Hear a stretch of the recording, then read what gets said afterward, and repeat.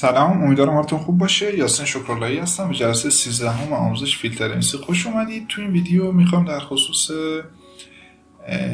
حلقه ها صحبت کنیم و همچنین ببینیم که این حلقه ها چیا هستن، چجوری میتونیم کدنویسیشون کنیم و با همدیگه گام به گام فیلتر حجم های معاملاتی ماهیانه روزانه حجم 3 به 16 رو بنویسیم. پس با ادامه این ویدیو با من همراه باشید. خب این دوستان، ما مثلا یکی از نمادها رو بذارید باز کنم، مثلا نماد وسپر.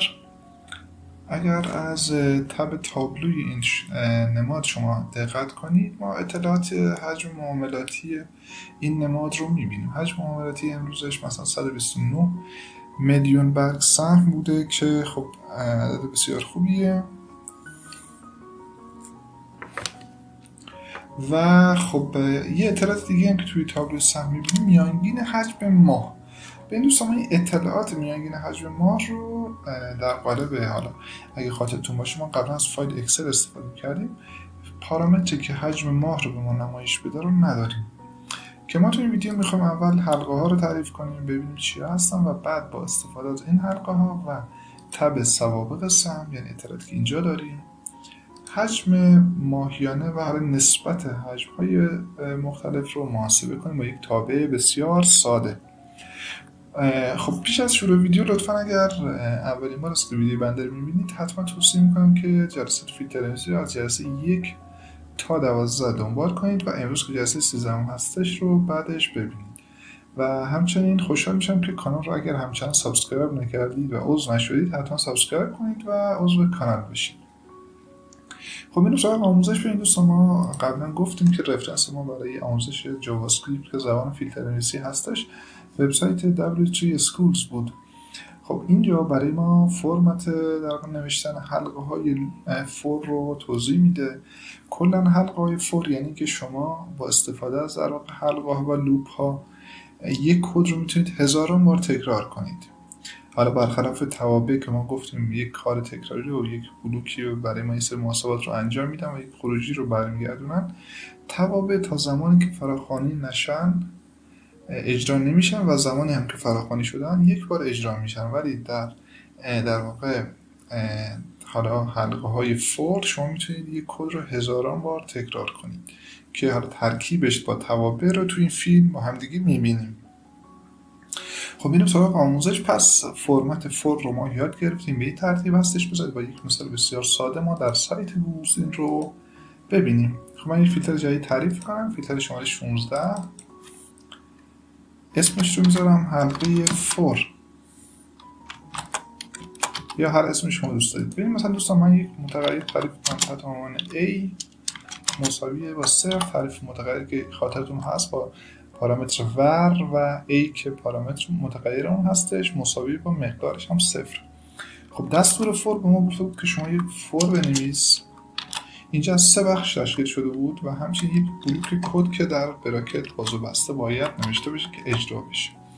خب این قسمت اول در واقع قسمت فور استیتمنت 1 یا استیتمنت 1ش باید یک شمارنده شما تعریف کنید. یک شمارنده و یک مقدار اولیه باید داشته باشه.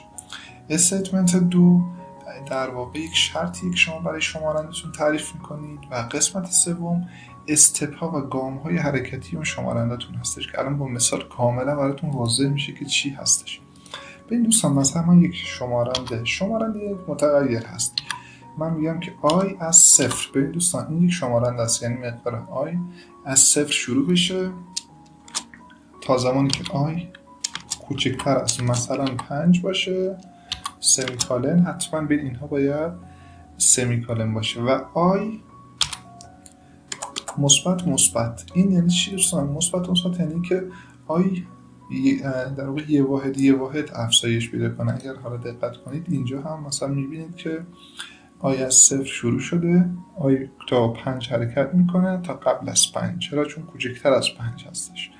و آی مثبت یعنی آی یک پله افزایش پیدا میکنه، یعنی یک بار برای اینکه این دستور اجرا بشه آی مقدارش 0 هستش، این دستور یک بار اجرا میشه، مجددا آی میشه 1، با این شرط چک میشه آی 1 کوچکتر از 5 هستش، بله، و مجددا این کد تکرار میشه و یه واحد بهش اضافه میشه، آی میشه 2 کوچکتر از 5 هستش، 3 4 و زمانی که آی به 5 تغییر پیدا میکنه، چون 5 کوچکتر از 5 نیست، اون وقت دیگه این دستور اجرا نمیشه. پس این دستور برای آی 0 1 2 3 و 4 اجرا میشه و نهایتا این حلقه به پایان میرسه. خب اینجا بذارید با هم مثال ساده رو بنویسیم. خب من میخوام بگم که آی مساوی با آ به اضافه آی. ببینید الان اینجا چه اتفاقی میفته. شما یه لحظه تصور کنید مقدار آ رو میخوام در فیلد 0 نمایش بدم. خب بذار با هم دیگه مرور کنیم چه اتفاقی میفته. مقدار آ 0 هستش، مقدار اولیش. بعد از اون وارد این حلقه فور میشیم که آی از 0 شروع میشه تا در واقع 4. چرا؟ چون 5 نمیتونه، چون کوچکتر از 5 نیست و یک واحد هم افزایش پیدا میکنه. خب اینجا مقدار در واقع کاری که باید انجام بشه اگر این فور برقرار بود، مقدار آ میشه آی به اضافه آی. خب از 0 شروع میکنیم، مقدار آی 0 هستش، آ هم 0. اولین حلقه بعد از اجرا شدن مجموعاً 0 و آ میشه 0. در گام بعدی آی میشه 1، همچنان شرطش برقرار هستش، پس این اجرا میشه. 1 به اضافه آ میشه 1. آ 1 مونده و سیو هستش همچنان. در گام بعدی آی میشه 2، اینجا 2 به اضافه 1 میشه 3، مقدار جدید آ میشه 3. بعد از اون آی میشه 2 و 2 به اضافه مجددا 3 میشه 5، مقدار آ میشه 5. بعد از اون 3 به اضافه 5 8 و بعد از اون 4 به اضافه 8. مقدار آ رو باید به ما نمایش بده که اعتبار سنجی و ثبت رو میزنیم. اینجا مقدار 10 رو برای ما نوشته. حالا اگر بخوام شما در واقع ساده ترش کنید و تمامی خروجی‌هاش رو هم مشاهده کنید، میتونید اینجا مثلا فقط بگید آ مساوی با آی. خب اینجا طبیعتا چون آی مقادیرش هی تغییر پیدا میکنه و آخرین مقدارش 4 هستش، مقدار آ میشه دقیقاً 4. خب ثبت رو اگر بزنید میبینید که الان مقدار آ برابر با 4 توی خروجی چاپ شد. در گام بعدی خب ما الان میخوایم یک فیلتر ساده بنویسیم و حجم معاملات رو محاسبه کنیم. این دوستان الان ما حجم معاملات روزانه رو داریم و همچنین پارامتری داریم که در واقع از قسمت سوابق معاملات حجم‌های روزهای گذشته رو هم به ما میده. ببینید این پارامتر حجم معاملات در روزهای گذشته است، دقیقاً این پارامتر. خب اگر شما حجم ماهیانه رو بخواید محاسبه کنید، یعنی مثلا حجم اینجا تا اینجا رو بخواید حساب کنید، چی کار میکنید؟ حجم میانگین. خب مثل ریاضی اینجوریه که شما حجم دقیقاً تمامی این روزها رو با هم جمع میکنید و تقسیم بر تعداد روزش میکنید. خیلی ساده.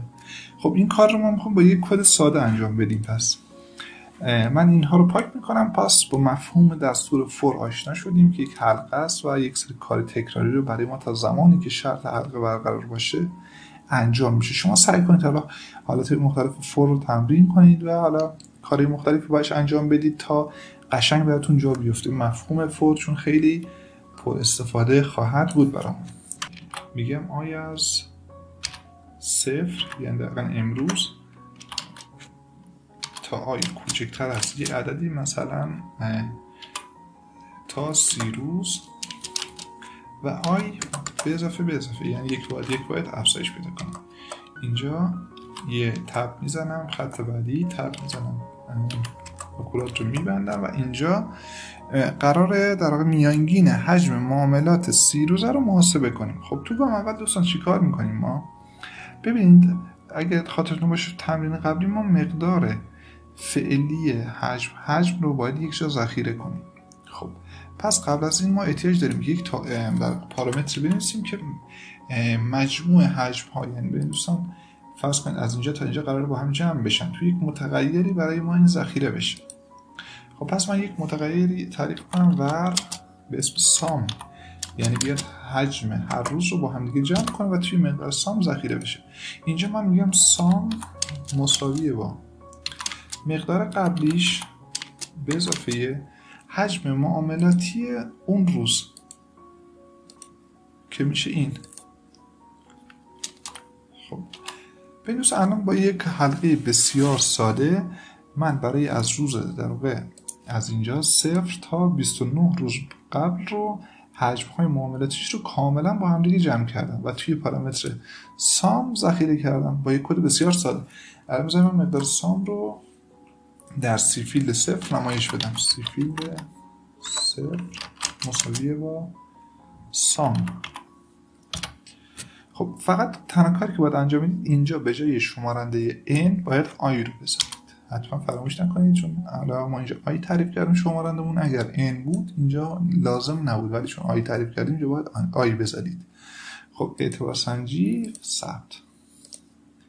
بنویس الان ما برای نمادهای مختلف حجم‌هاشون رو که حالا بذارید سی فیلد 0 هم در قالب شخصیمون اینجا حالا در ستون سوم که بالش نمیشه انواع کد اینجا برای 30 روز گذشته این نمادها ما فعلا حجم‌ها رو با هم دیگه جمع کردیم. دوستان این میانگین نیست، یعنی ما هنوز ازش میانگین نگرفتیم. خب تصور کن شما وقتی برای امروز تا 29 تا 30 روز قبل رو با هم دیگه جمع کردید، حالا کافیه که اون رو تقسیم به تعدادش کنید که به راحتی حجم میانگین برای شما به دست میاد. پس من اینجا تنها کاری که باید انجام بدم ور مساویه با مثلا یه پارامتر می‌ذارم والیوم مانس حجم ماهیانه یا هر اسمی که شما دوست داشتید مساویه با سام تقسیم بر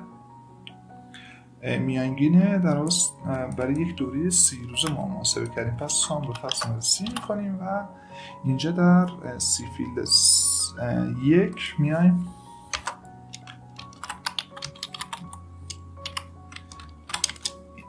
این پارامتر رو نمایش میدیم.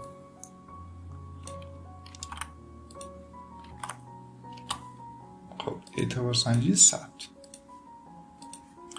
خب الان از قسمت قالب شخصی اینجا اسمش رو میذارم مجموع حجم سی فیلد 0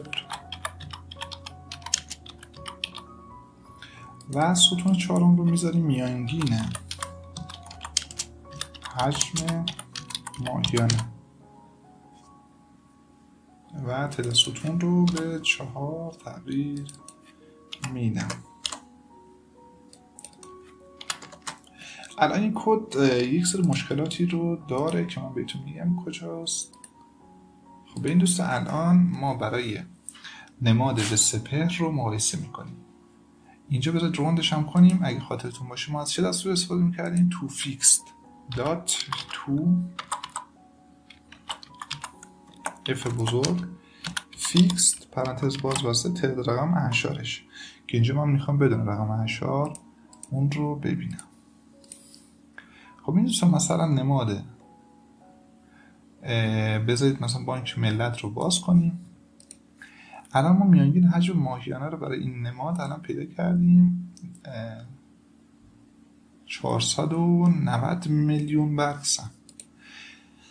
خب توی تابلوی سهم ما میبینیم که عدد میانگین حجم ما 436 میلیون ثبت شده. خب دلیل این چی میتونه باشه؟ ببین دوستان چند تا دلیل واضح برای این وجود داره. یکی از اون دلایل اگر شما از تب سوابق مراجعه کنید و حالا بررسی کنید باید اولا تو بعضی از نمادها ممکنه حجم معاملاتیش تو بعضی از روزها 0 باشه که اون در واقع 0 هم ممکن توی محاسبات دخیل شده باشه که اینجا الان ما عملا توی نماد 0 رو نمیبینیم ولی این حجمی که اینجا داره نمایش داده میشه با حجمی که توی تابلو هستش متفاوته. خب احتمالا شاید دورش رو مثلا بذارید ما اینجا محاسبه کنیم.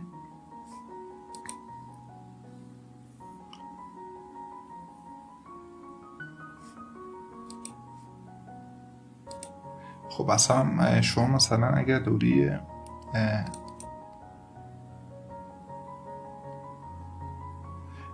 تو یک ماه مثلا ما 20 حالا هر هفته معاملاتی ما 5 روز داریم. الان مثلا نماد به ملت رو میتونیم مثلا اگر برای یک دوره 22 فرض کنید برای یک دوره 22 روزه اگر محاسبه کنیم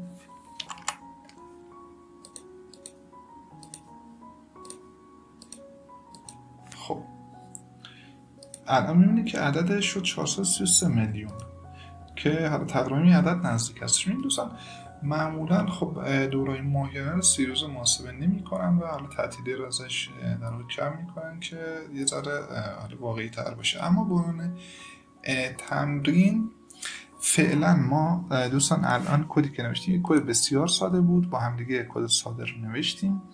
به عنوان تمرین شما اولا بیایید و از یک تابع استفاده کنید. ببین من یک ویدیو راجع به حجم‌های معاملاتی داشتم که حتما اون ویدیو رو تماشا کنید، لینکش رو میذارم بالای این ویدیو، دید خیلی خوبی بهتون میده. فعلا شما برای گام بعدی متغیری بنویسید که دوره‌های زمانی رو نخوام اینجا دستی تغییر بدم. دیدید الان من 30 رو دستی تغییر دادم، اینجا هم 30 رو تغییر دادم.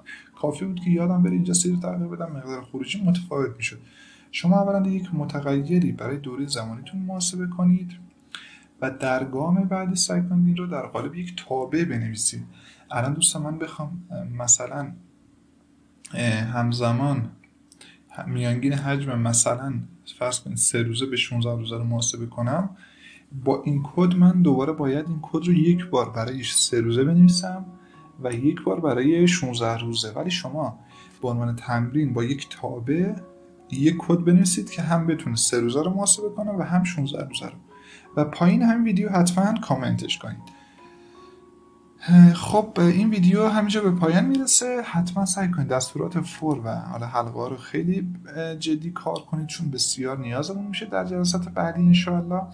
و حالا من در جلسه بعدی چون حجم‌های معاملاتی بسیار مهمن، حتما این دستورات و شرط ها رو در قالب تابع هم می‌نویسم، ولی شما پیش از اون آموزش حتما سعی کنید خودتون یک بار این کار رو انجام بدید و تمرین کنید. امیدوارم که از این آموزش و ویدیو لذت برده باشید.